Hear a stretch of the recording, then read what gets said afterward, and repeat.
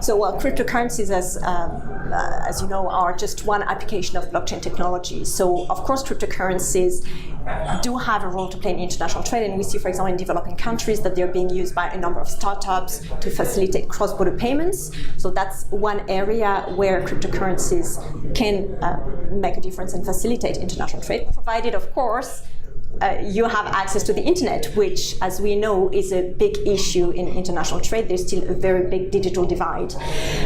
But beyond cryptocurrencies, I think that blockchain has great potential for international trade. Cryptocurrencies, as I said, is just one application of the technology. There are many other different types of applications beyond cryptocurrencies in the world of finance. I think it's really in terms of cross-border payments, when we talk about international trade, that cryptocurrencies can make a difference. Whether how big an impact they will have, I think it's too early to tell. I mean, the cryptocurrencies did not necessarily have very positive press lately, given the crash, and I think the jury is still very much out as to how big of an impact they can have. My publication is very much about the technology itself and not cryptocurrencies as such, which are an application. What I looked at is how the technology can be used as an infrastructure to facilitate international trade, and I think that on this front there are many opportunities that the technology can open. So the World Trade Organization is a multilateral organization that discusses rules to facilitate international trade. And those who make the decisions are our member states, the governments. So we are a forum where such issues are being discussed. We've had some discussions on blockchain. We organized a workshop last year to raise awareness among our membership and among trade officials about what the technology can do for international trade, what's happening on the private sector side, so that regulators, the trade officials who are the ones who design the rules of international trade, are aware of what's happening, and if they have at some point to develop rules that touch upon issues where blockchain has an impact, they do have that in mind. So I think our role at this stage is really to try and make people more aware of what the technology is, educate them, build bridges between the blockchain community and trade officials, so that regulators can, when the time comes, take informed decisions on these matters. So we are establishing these bridges at the moment. We're still in the early stages, but what I hope is that in the coming months we will see much more of this interaction at a supranational level, because I think it is badly needed. It is very important that there is this dialogue between the private sector and regulators at a supranational level, so that there is some coordination in terms of approaches. How do we respond to a new development, to a new challenge that the technology may arise?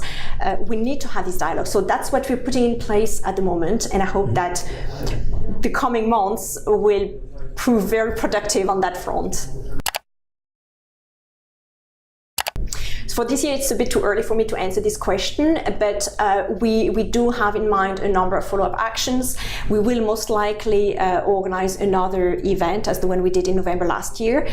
Same thing, trying to bring together representatives of the private sector, of international organizations, of governments, trade officials, all together to talk about these issues and dive deeper on certain issues that are of particular importance for international trade, interoperability issues, for example, standardization.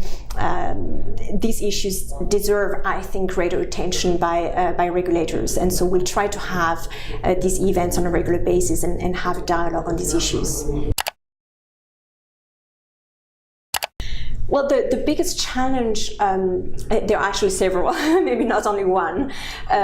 What I see at the moment is that we have this technology being used in different sectors, be it trade finance, transportation, logistics. It's being explored also by customs. And you have all these platforms that emerge, but that do not talk to each other. And when I say that they do not talk to each other, it's not only at a technical level, it's also at the level of processes, of semantics. And this requires setting or developing standards at a sectoral level, agreeing on on an approach at a sectoral level. And I think this is something that is critical if you really want this technology to have an impact on international trade and facilitate international trade. We need to have this dialogue at a sectoral level. Now, the good thing is that companies are now starting to realize the importance of this dialogue, and so you have some associations that are being put in place or big consortia to look into these issues. So that's one challenge. A second challenge that I see is that when it comes to international trade, is that you need a conducive regulatory framework. Regulation should be an enabler in that case, and you need, for example, recognition of e-signatures, e-documents, blockchain transactions. If you only have the technology and your legislation still requires the paper copy, you won't be able to go digital. So we won't be able to move towards paperless trade. And this is one thing on which regulators, I think, should be working. If they really want the technology to have an impact on international trade, we talk about digitalization of trade, yes, but there's so much the technology itself can do. What I see is that there is a lot of activities. There are a lot of activities in different sectors.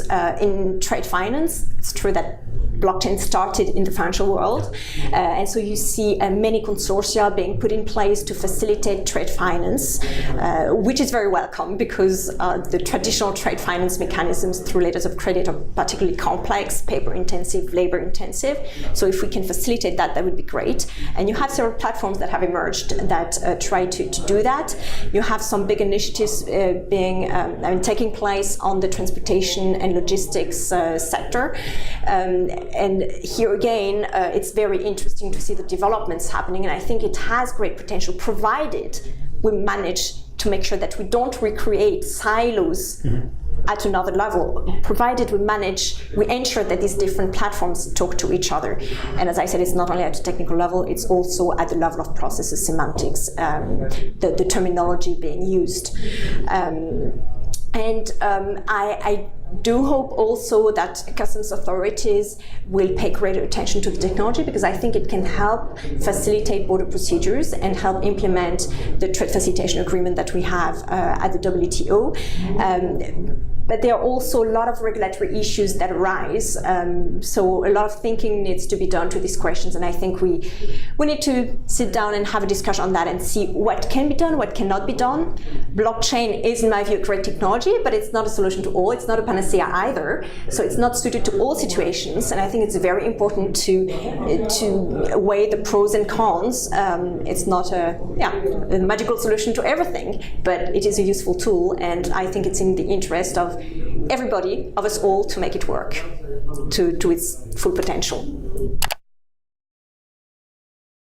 One thing that we are exploring is whether we could put in place some expert groups so that these types of best practices can be exchanged. I think that could be very useful, especially in the case of international trade. So this is something we're looking into.